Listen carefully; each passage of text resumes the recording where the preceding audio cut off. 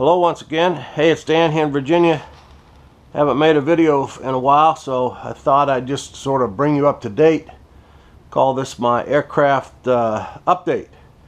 So as you can see here, I've got the Pulse XT-15E on the bench. This has been a marvelous airplane. It flies just great. It had rapidly become one of my favorite airplanes, and I just want to share with you a little modification I've done to it since I spoke to you last. This airplane has a propensity of being a little weak in the fuselage, and there's some mods online, other videos you can see to strengthen it up. So I finally sent off to Heads Up RC, which is down in Florida. You can Google them, very good company to do business with. And I ordered some of this carbon fiber. It's not a rod, but it's a flat bar. This is 2 millimeters thick, and I don't know, it was off of here, so that's over 3 feet long. I think it's 1,000 millimeters long. But I cut a piece off it, and you come in here with a craft knife and you just slice down the glue line on the bottom of the fuselage all the way to the back there. And then I mix up some epoxy and pressed it down in there and let it dry. You can see it's not real pretty on the bottom here, but it doesn't have to be. And then you just put that down in there. And so what this does, it stiffens up this back fuselage. This fuselage, they complain about it flexing too much. So that should take all the flex. I haven't complained. Doesn't seem to flex to me, but except when you do press down on it when changing batteries, it does have some flex to it. So it should really stiffen it up. And we've talked about these other mods I made here with these hold the wings on. That makes it stiff. So between that and this, it should be just fine. Something else I've done, these wheels, if you can see them, the wheels that came on this plane were only about half this wide. And with my redneck engineering, I was managed to get the same size wheel, which I think is a 3-inch, but it's much wider, and I was able to take the pants off, take the nuts off, replace them. And on this side of the pant, I don't know if you can see that or not, but right there, that's a hole drilled clear through. Instead of having a nut on the inside of here, I took the nut out and I put my screw, so the screw goes through here, through this side, it goes into the plastic. Well, into the plastic has to have some threads in it. So what I did, you know, I like JB Weld. I put some JB Weld down in this hole. That's why you see the hole drilled clear through, to let it squeeze out a little bit. Put the screw clear through, screw it in there after you put the JB Weld in the hole, and you put the screw in there, and you just let it set, let the JB Weld set up for about 10 minutes, and then you back the screw out. And lo and behold, what you have is a set of threaded threads inside there, inside that hole, a drilled hole. You now have threads which are made out of JB Weld. Just a trick I'm trying. So far so good. It's holding up fine, and these extra wide tires keep it above the grass. So it's a great flying plane. Does anything far more capable than I am, but I'm sort of growing into the capabilities of this airplane. So that's about it for this one.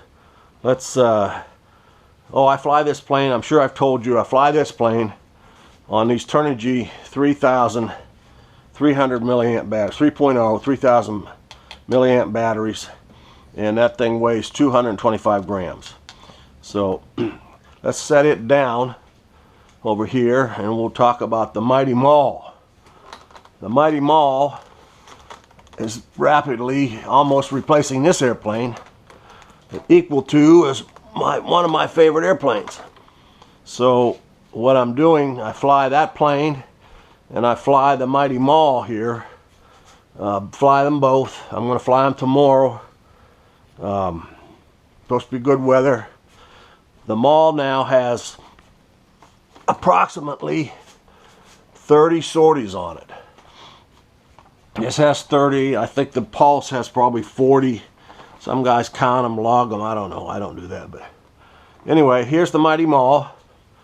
And I don't know if you can see from last time, I put some checkering on. I had some checkering left over from another project. Put it on the landing gear there. And I also like checkering, so I had enough left over. I came back here and I put the checkering on the elevators in the back. And I don't know, maybe I should have lined it up a little better with the lines of the plane, but I didn't. Anyway, that's the checkering. You have to make a pattern out of a box. Keep cutting it, trim it until the pattern fits on there perfectly, and then you put the pattern on the checkerboarding and trace around it, cut it out. It's a lot of work. Probably put this on here. I probably spent, I don't know, maybe 2 hours just doing these two tail sections. Anyway, that's it.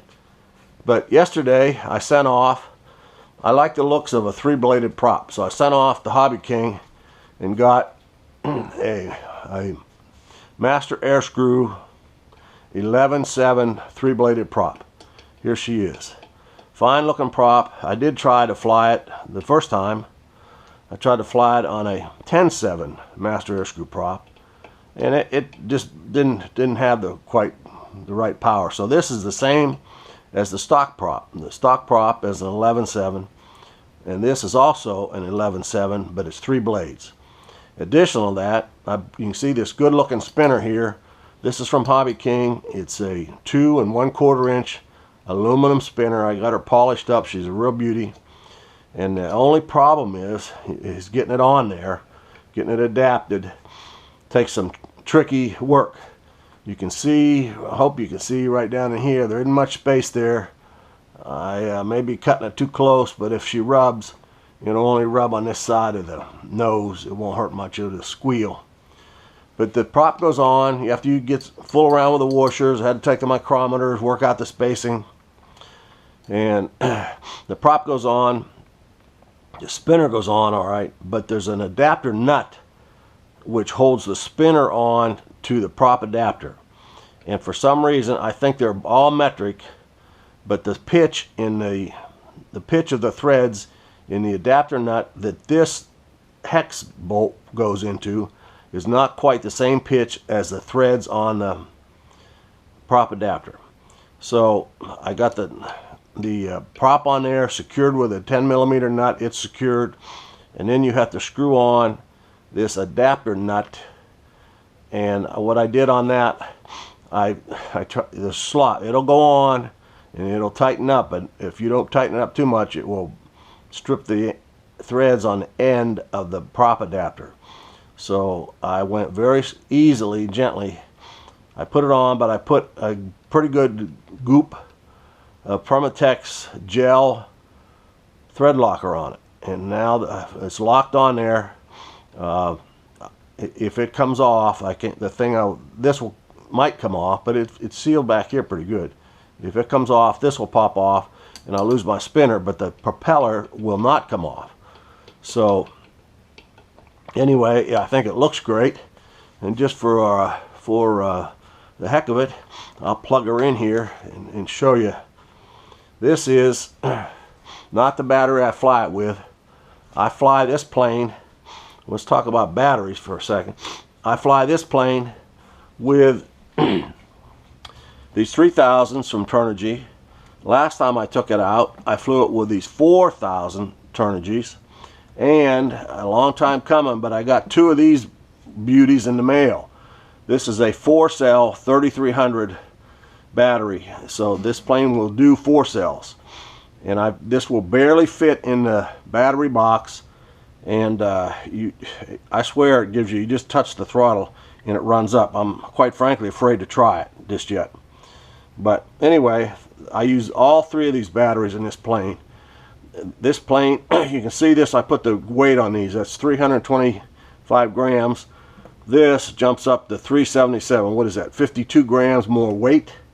And this one jumps from 225 to 325. That's 100. And she flies. It becomes a little bit nose heavy.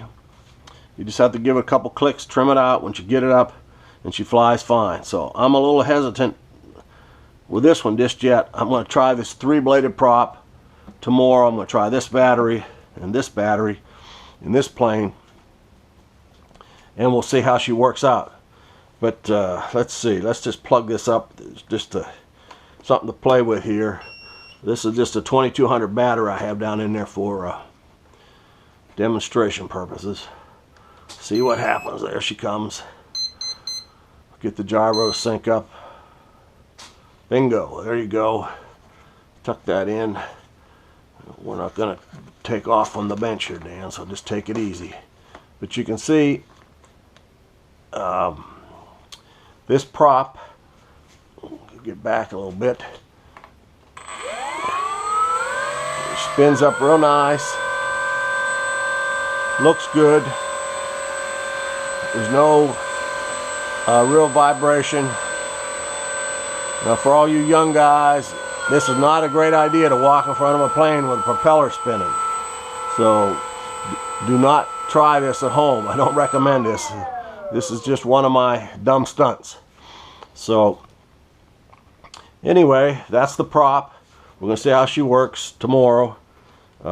Should be a good day to fly. And I can't think of anything else. Whoops, there goes the lost aircraft beeper.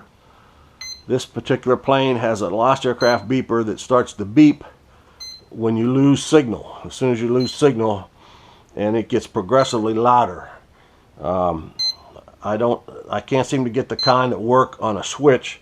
Can't seem to get them to work for the last couple times. So anyway, I hope this is useful, or at least entertaining. So that's all I have for now out here.